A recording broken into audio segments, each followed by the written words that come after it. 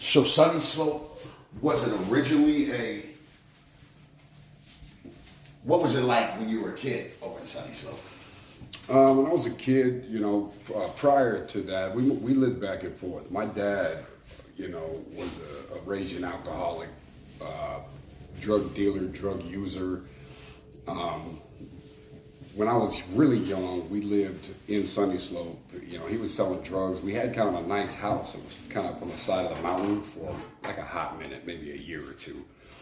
And then he got arrested, went to prison out here in Florence. We used to go visit him when I was like 5 or 6 or something. Oh, wow. Meanwhile, Mom moved on because he was just a psychotic human being. Right. Beat her, put her in the hospital. Grandma's chasing him with a baseball bat, that kind of Did you have brothers and sisters? Yeah, 2 little brothers. 2 little brothers. Yeah. So you're the oldest. Yep. No sisters.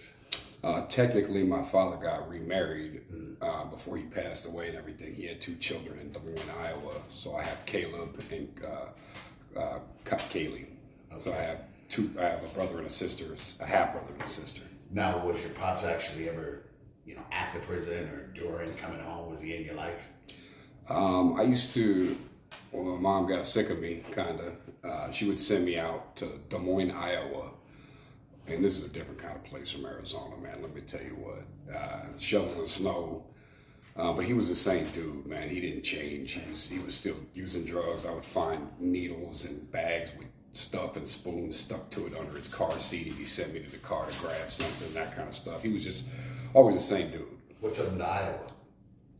He met a woman somewhere doing something, and she was had a good job as a court clerk or something.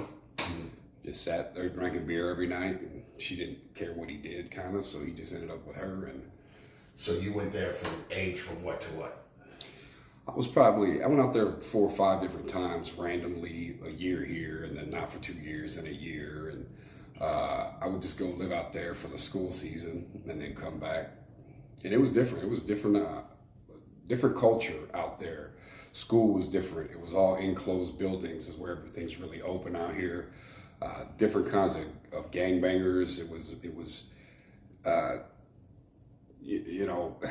just a whole different structure. It was Asian gangs. It was stuff I had never seen out here in Arizona. Latin kings, and okay. It was different. And what was the oldest that you remember you went out there?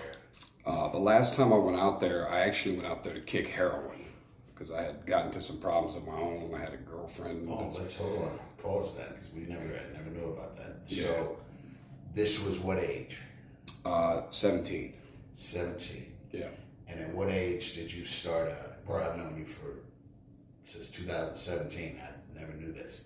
Never even known you to do drugs. What age were you when you started doing? Well, let me ask you this. Never touched the stuff now, any of it. Right. Did you start recreational drugs at first? Yeah.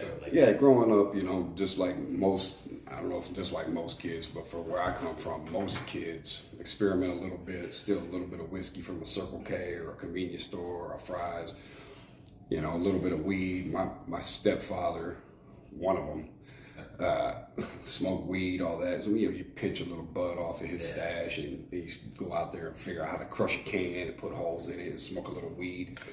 Before you know it, it's a little bit of this, a little bit of that, sprinkling Coke on top of it. And heroin is actually a weird story. My girlfriend's mother actually gave me heroin when I was about 15 in a hotel room when they were visiting out here from Texas. At a Motel 6, it used to be a Motel 6 right there on the freeway in Indian School. It's some other hotel now. Still a bad area. But 15. 15. And what would conduct a grown woman? You're dating her daughter. Yeah. Do you remember the day when she's like, "Hey, yeah, this ain't time. I'll try this." They came out here to visit from Texas and got in touch with her daughter, who had moved out here and kind of left them because of this kind of stuff. Okay. They had a hotel room. She got in touch with her daughter. Her daughter was like, "My mom and my brother are out here to visit, and let's go see them. They're at this hotel." So we went to this hotel. We were getting high, smoking weed, a little bit of cocaine, whatever, and drinking. 15, just so 15. Got it. 15. And we went over there, and her brother had got like an 8 ball of crack cocaine at the time. And I wasn't really hip on it, but they stuffed it in a little pipe and we smoked it. That stuff had me paralyzed. Like I couldn't speak. I was so high. And I felt weird, strange, didn't want to be there, felt awkward, didn't know how to conduct myself, didn't know how to speak or function as a human being anymore, because that's how high that stuff got me. And it was a little bit of the devil, man. She kind of just sat next to me on a hotel bed, and she said, "Are you okay, baby?" With that Texas accent, real sweet and soft, you know? And I just kind of shook my head like, "Nah, I'm not okay, you know? This is too much." I felt like I was going to have a heart attack. And she said, "I can make it go away for you, honey." And I just kind of was like, whatever. And she said, "I'm going to give you a little bit of this heroin, and we're going to take care of you, and you're going to feel all better."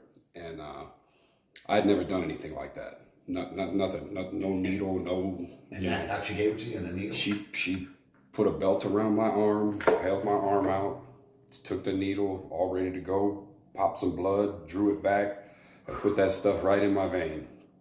And, you know, it was about 3 seconds. And everything that I had inside, the inner turmoil and the feelings of discomfort from being that high on crack cocaine, literally left my body. It was like, okay, hey, how's everybody doing today? And I felt fine. And then it was a whole different thing, man. Heroin became now from that day, consuming. From that day, did it become the next day and the next day, or it took a few ticks for you to start learning where to get it?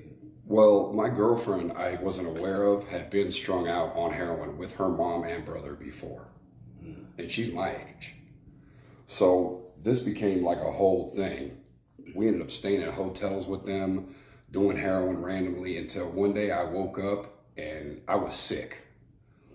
If I didn't have a little bit, I was not good. And you're not working, you're not, No, how are you getting? I'm a kid. You know, we were doing every kind of thing. Her mom used to walk. She had a border collie and a glass of ice water. And she would leave in the morning and she would come back with money. This is still in there. So they came down from Texas, now in Arizona. They're not leaving Arizona. No. And now your girlfriend's back on dope. And y'all are boosting, doing whatever to... whatever. And how many people in a room? 4 of us and a border collie. And a border collie. Shout out to the border collie. Shout out to the border collie. Do you remember the dog's name? I don't remember the dog's name. So this went on for how long to you?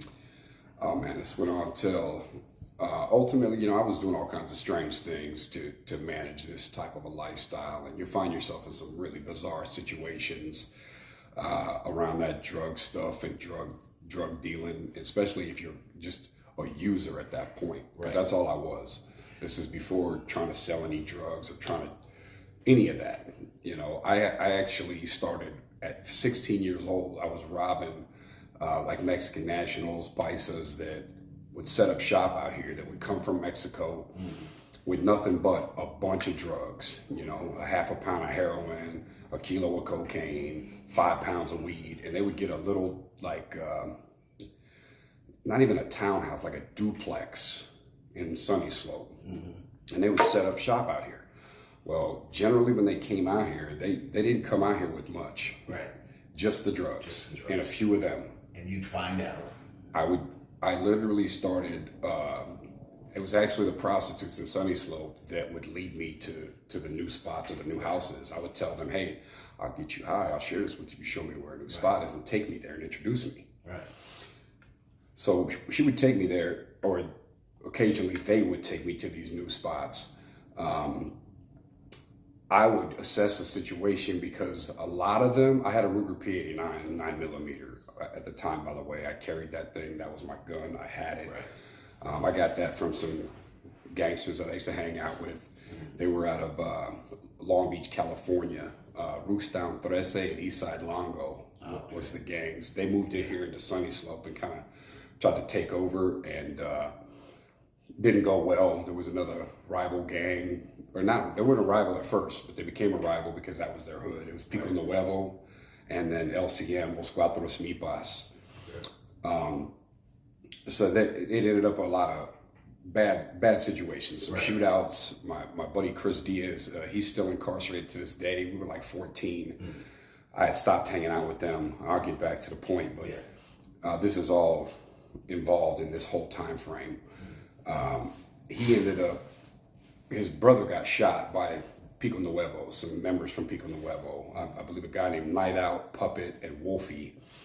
And then they ended up, this is kind of some bullshit if you ask me, but they wanted their little brother to be down. They wanted me to be down. I ended up having this Ruger P89. He had an SKS because they were real cheap at the time. You can get it for like $100 Right. with the old bayonet on them, Chinese manufactured. Yeah. And so everybody was buying these. Well, I had bugged out on some acid like a few days prior.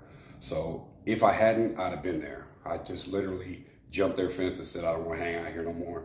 I'm not a gangster. I don't know what the hell's going on here. I'm wearing cholo pants. I'm a white dude. What am I doing here? Right. It was just acid trip.